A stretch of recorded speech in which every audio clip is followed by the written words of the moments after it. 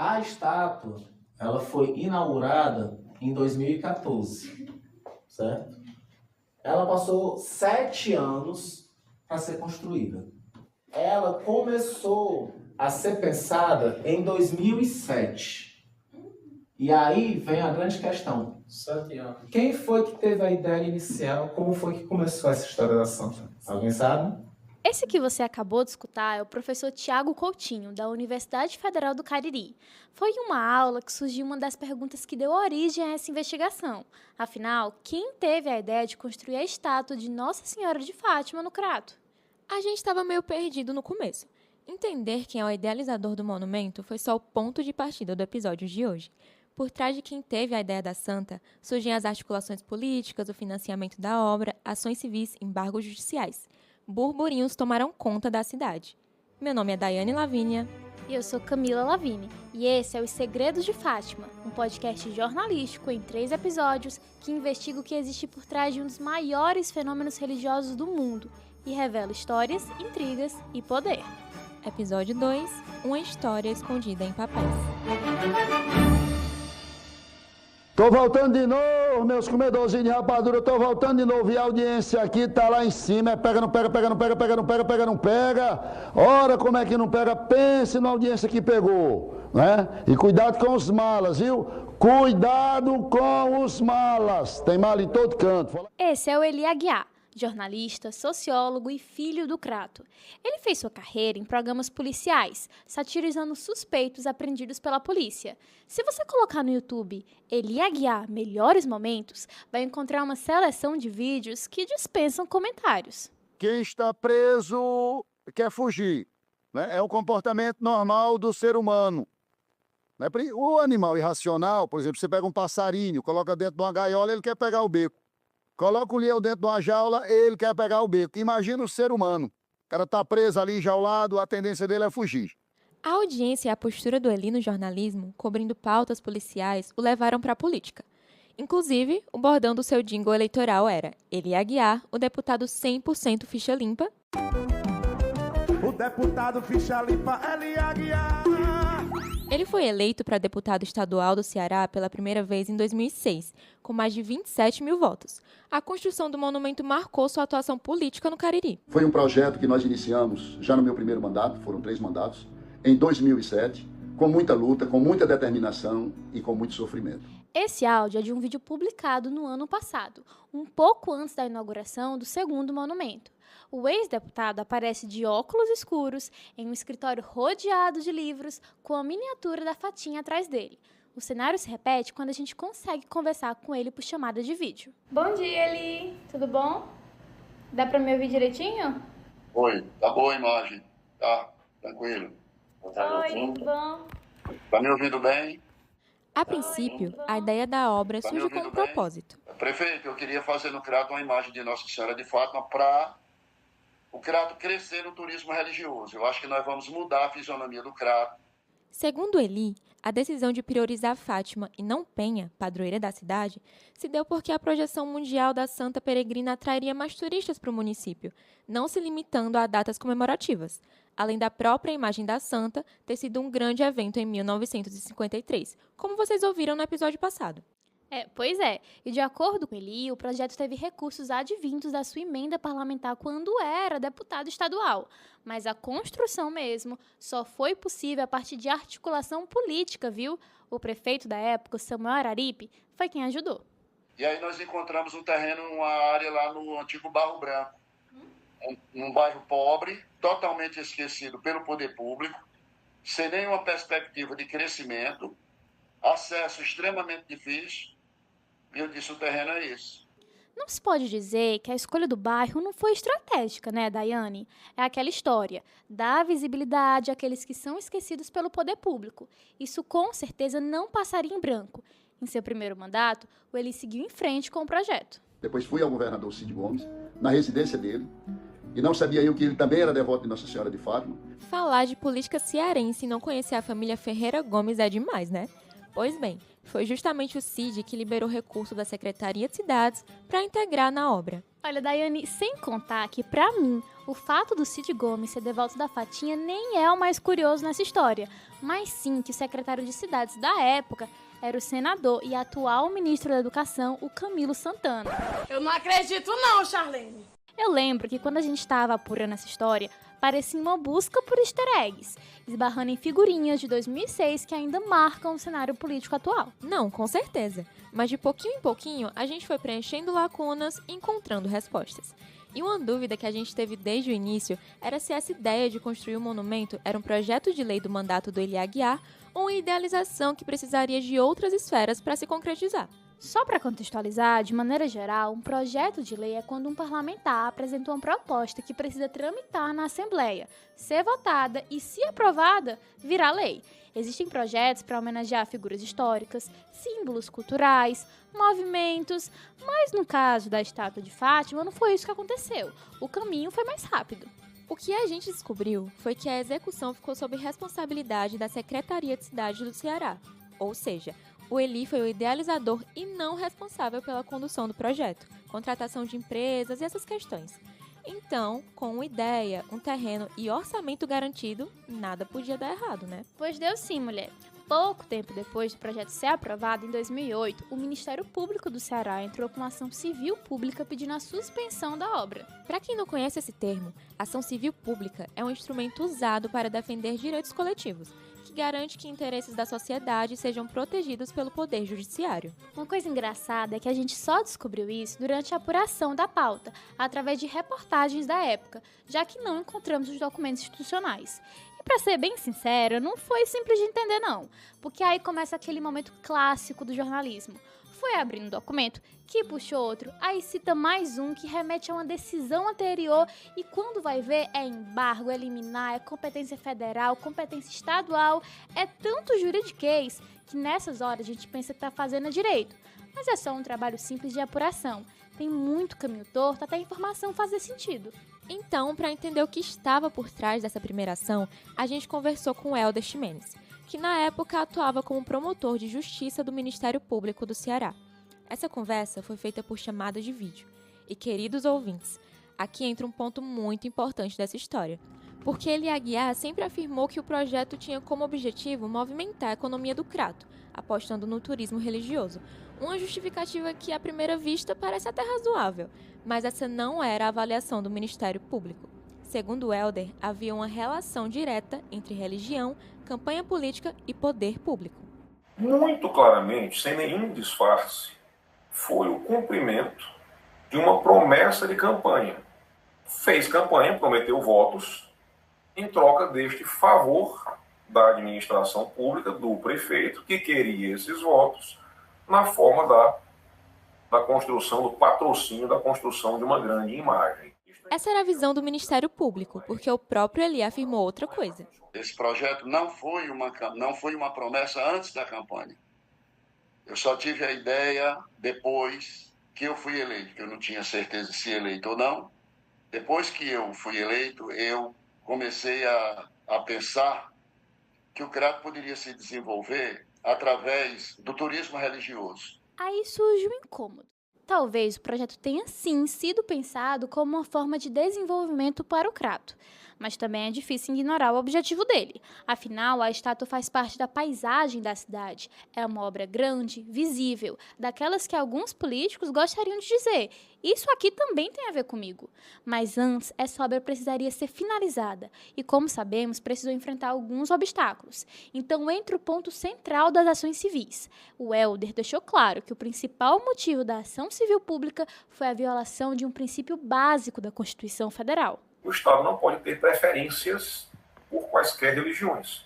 Esse é o chamado princípio do Estado laico. Se esse termo não é tão familiar para você, tudo bem. Ele parece muito em prova, em livro de direito constitucional, até em alguns debates nas redes sociais, mas não é tão falado assim no dia a dia. Em linhas gerais, Estado laico é quando o Estado e a religião são separados, ou seja, não há influência de correntes religiosas nas políticas públicas. O Brasil, por sua diversidade cultural e ética, não possui religião oficial, e por isso, o governo não pode interferir em questões religiosas, assegurando igualdade e garantindo que não haja discriminação. Resumindo, o Estado não pode prestigiar uma religião em detrimento de outra. Pensando nessa discussão sobre fé e governo, descobrimos com o Helder um ponto que costuma passar batido nesse debate. A nossa Constituição criou uma imunidade tributária de funções religiosas. Isso significa que você não pode cobrar nenhum tipo de tributo de igrejas, templos ou qualquer patrimônio que seja ligado ao exercício de uma função religiosa, o que pode abrir uma porta perigosa, porque acaba dando munição para qualquer político que queira se reeleger usando como arma a fé das pessoas. E talvez tenha acontecido isso nesse caso específico da Santa, mas além disso, ainda quebra o princípio do Estado laico. Afinal, dinheiro público iria ser utilizado na construção de uma imagem especificamente relativa a uma religião e a uma subdivisão de uma religião. Nisso, vemos que a primeira ação não se baseou apenas na discussão sobre laicidade. O uso de dinheiro público foi outro ponto central. E um bom jogo de política sempre envolve muita gente. Segundo as informações que o Ministério Público tinha naquele momento, a construção da imagem envolveria o uso de verbas federais, que partiriam da doação de um deputado federal da época. A gente não conseguia descobrir o nome dele, mas fica aquela vontadezinha de saber quem foi. E com essa informação, se a quebra do Estado laico não foi suficiente, o Ministério Público entrou com um processo e o juiz federal concedeu uma decisão provisória, suspendendo tanto o repasse do recurso quanto o andamento das obras. O argumento era direto: dinheiro da União não poderia ser utilizado naquele tipo de construção. A resposta do município foi dizer que existia outra fonte de financiamento, sem dinheiro federal. E o juiz foi claro: se vão fazer isso com a verba estadual, cessa a minha competência de julgar esse caso. Mesmo assim, a discussão não se encerrou ali. Aí foi necessário eu, sozinho, sem o Ministério Público Federal, ingressar com outra ação civil pública, já na Justiça Estadual de Crato, com o mesmo teor. O teor, só para lembrar, é o da laicidade. Como todo processo judicial, o município do Crato pôde apresentar uma justificativa, mas a resposta, segundo o promotor, foi genérica. O projeto seria importante para a economia da cidade, criaria um ciclo de festividades, peregrinações e movimentação turística. Só dizer isso para ele não era suficiente. Você cria um projeto desses, você tem que ter um embasamento técnico. Você tem que ter pesquisado. Qual o fluxo de pessoas que nós imaginamos? Que tipo de comércio? Essas datas batem? Isso é parecido? É do interesse, isso é interessante, é do interesse do município de Crato ter um fluxo semelhante ao que acontece nas peregrinações de Juazeiro do Norte, nas festividades em honra de Padre Cícero. Nós queremos uma cópia daquilo ali? Queremos algo diferente? As respostas nunca vieram. E só para deixar claro, a gente também tentou ir atrás dessa justificativa. Entramos em contato com a Secretaria de Cidades para entender quais estudos embasaram o projeto, quais impactos econômicos eram esperados e como esse planejamento foi feito. E já que estamos falando de lei, apelamos até para a Lei do Acesso à Informação, mas até o fechamento desse episódio não tivemos retorno. Toda essa discussão de processo judicial por conta de um status de santa pode parecer sem nexo, até para quem vive no Ceará, porque especialmente no Cariri, isso é quase paisagem natural. Algumas viram cartão postal, outras pontos de romaria, de tão presentes, muitas vezes passam despercebidas. Essas imagens gigantes fazem parte do nosso imaginário há muito tempo. E isso não é só sensação, porque segundo o censo de 2022, o Crato hoje tem a maior proporção de católicos do Brasil entre cidades com mais de 100 mil habitantes. Mais de 81% da população se declara católica. Ou seja, quando a gente fala de catolicismo aqui, não está falando de nicho, está falando de uma maioria. Isso ajuda a entender porque o Cariri virou um dos principais polos de turismo religioso do país, recebendo cerca de 2,5 milhões de visitantes por ano, quase todos atraídos pelos símbolos de fé católica. Então, antes mesmo de virar pauta judicial, essas imagens já estavam completamente integradas ao cotidiano da região, o que sustenta toda uma movimentação para a construção de mais uma estátua. E para vocês terem uma ideia, existe até um romance inteiro construído em torno dessa lógica das imagens gigantes. A Cabeça de Santo, da escritora cearense Socorro Acioli. O livro conta a história de um jovem que passa a ouvir as preces das devotas de Santo Antônio, depois que se abriga dentro da cabeça de uma estátua abandonada na cidade de Caridade. Essa cidade não faz parte do Cariri. Na verdade, é no sertão central do Ceará, ali perto de Canindé. E sim, realmente existe uma enorme cabeça de Santo Antônio no município, que ficou largada no chão da cidade por quase 40 anos, por falta de recursos e por ser muito pesada. Só no fim de 2025 ela foi erguida junto ao corpo e levada para o Morro do Serrote.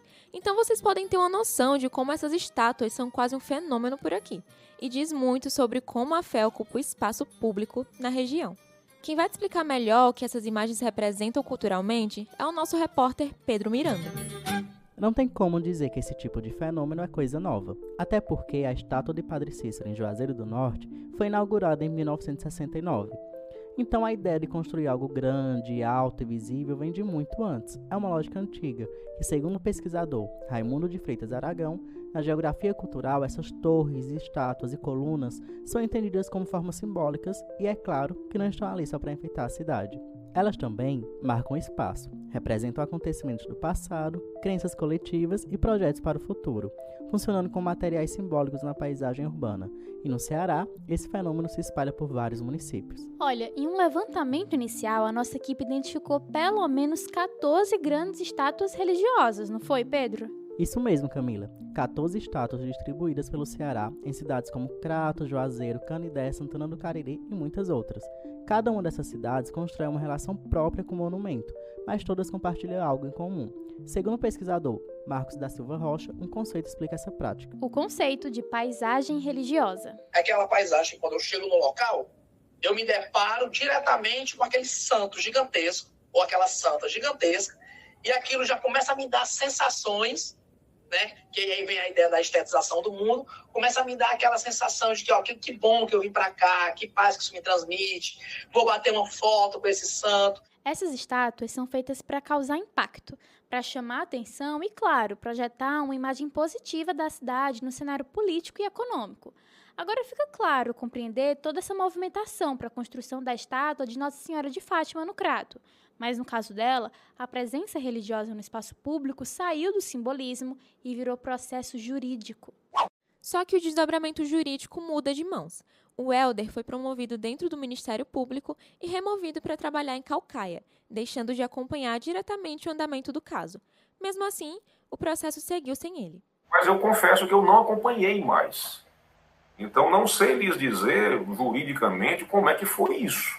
Se o município conseguiu sair vitorioso em sede de recurso ali mesmo, no STJ, através de um recurso especial, ou no Tribunal de Justiça daqui mesmo, eu realmente não sei dizer. Eli Aguiar lembra muito bem que naquele momento até que teve um desfecho feliz. Aí desembargou. Aí eu fiz uma festa, comemorei, botei um carro de som lá no Crato. Olha, gente, quero comunicar para vocês que a obra da Santa vai continuar, nós não vamos parar. Se a história terminasse em festa, talvez tivesse sido só mais um caso de disputa jurídica em torno de uma obra pública. Mas não foi bem assim. Ministério Público pede embargo de obra de estátua de santa no Ceará. MP entra com ação contra a empresa responsável por executar apenas 46% de obra religiosa no Crato. A partir de agora, a história vai mudar de tom. O caso deixa de ser sobre laicidade, promessa eleitoral ou turismo religioso e passou a envolver diretamente o uso do dinheiro público. Em 2012, entra um novo personagem, o promotor Lucas Azevedo, que assumiu uma função específica no Ministério Público, o combate à corrupção, juridicamente chamado de improbidade administrativa. Quando chegou ao Crato e assumiu o caso, encontrou a obra já em andamento, mas a primeira empresa responsável pela construção estava sendo substituída.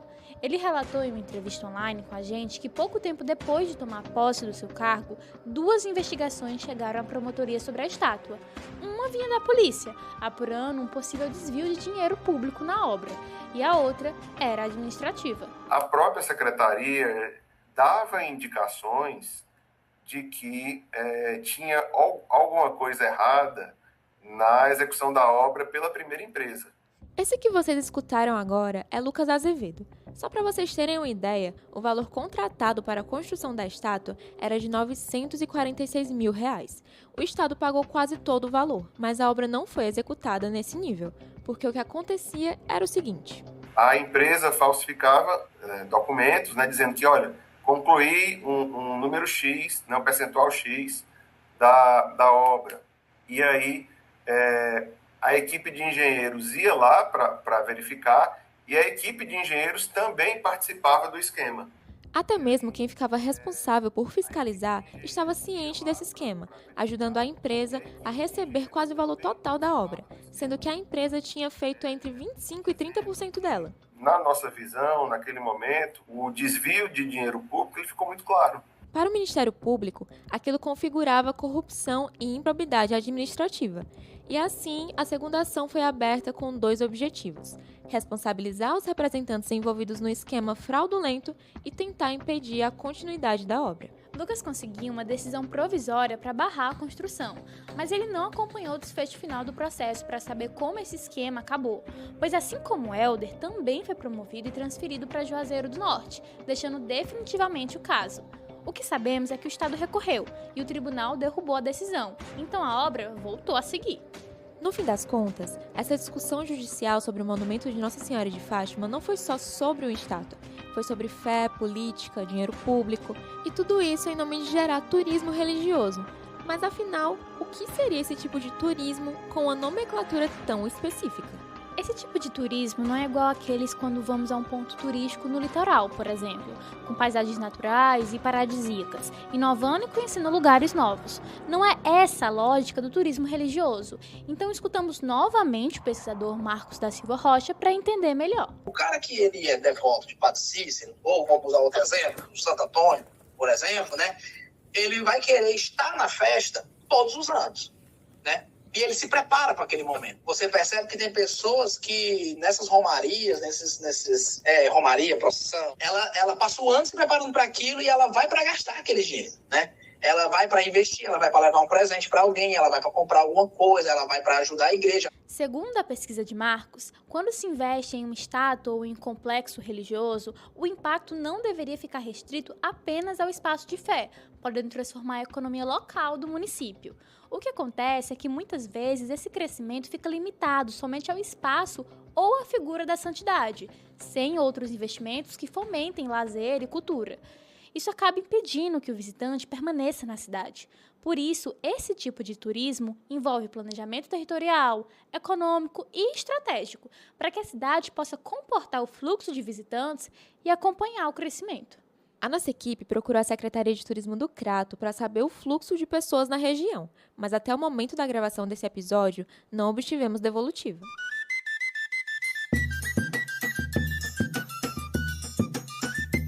Daiane. E depois de toda essa querela, em 2014, a primeira estátua de Nossa Senhora de Fátima foi inaugurada. A movimentação tomou conta do entorno do bairro Barro Branco. Logo no começo do episódio, na nossa conversa com Eli Aguiar, vimos que ele foi bem incisivo em explicar que o projeto do monumento era para beneficiar o Crato. E entendemos que investir nesse tipo de obra realmente pode mudar todo o desenvolvimento de um município. Pois é, Camila, mas só para título de informação, a gente deu uma olhadinha no Tribunal Regional Eleitoral para checar como estavam os ânimos da população do Crato para o lado do Eli Aguiar nos seus 3 mandatos. Em 2006, o Eli Aguiar tirou 9.914 votos no município. Nas eleições de 2010, entre ações civis, embargos e muita correria do deputado para conseguir que essa obra fosse retomada, ele obteve 4.111 votos no Crato. E por fim, em 2014, o ano da inauguração, ele aumentou o número de votos da eleição passada, sendo eleito com 6.821 votos na cidade do Crato. Mas isso é apenas uma informação que a gente achou interessante. Afinal, somos jornalistas curiosos, né? E após 7 anos, finalmente tínhamos uma Nossa Senhora de Fátima de 45 metros de altura. Mas se você acha que a história acabou, aí que você se engana, porque alerta de spoiler, a estátua não agradou. E acreditem, ela foi demolida e reconstruída. E algumas pessoas que eram contrárias diziam que era muito feia, mas aqui não é simbologia. Ninguém nunca viu o rosto de Nossa Senhora de Fátima, a não ser os três pastores. Então, como é que você vai dizer? E a beleza não está no rosto, a beleza está no coração. Inclusive, algumas pessoas até questionaram que estava feio, estava mal feito. Eu digo, olha, o importante foi fazer, foi dar o primeiro passo. Depois de tudo isso, ainda teve quem achou a estátua de Fatinha feia? Que história é essa? Pois é, mas calma, porque isso é história para o próximo episódio. Este é um trabalho experimental da turma de Laboratório de Radiojornalismo 2025.2 da Universidade Federal do Cariri, orientado pelo professor Tiago Coutinho. As narrações desse episódio são de Camila Lavigne e Daiane Lavínia. O roteiro foi escrito por Camila Lavigne, Claudenísio Rodrigues, Daiane Lavínia, Fanuel Alves, Débora Cardoso, Eduarda Silvestre, Nayara Nascimento, Pedro Miranda, Samira Sailorrânia, Sérgio Moraes, Charla Santos, com tratamento final do professor orientador Tiago Coutinho. A edição é de Paulo Victor Vaz, em colaboração com Claudenísio Rodrigues, Débora Cardoso, Samira Sailorrânia, Sérgio Moraes e Charla Santos. A produção e reportagem desse episódio foram feitas por Camila Lavigne, Claudenísio Rodrigues, Daiane Lavínia, Fanuel Alves e Pedro Miranda. Esse episódio usou manchetes do jornal Diário do Nordeste e do portal G1. Para consultar os documentos citados, acesse o link disponível na descrição desse episódio. A identidade visual do podcast e as capas do episódio foram feitas por Daniela Daisy. Esse produto é uma peça educativa e sem fins lucrativos.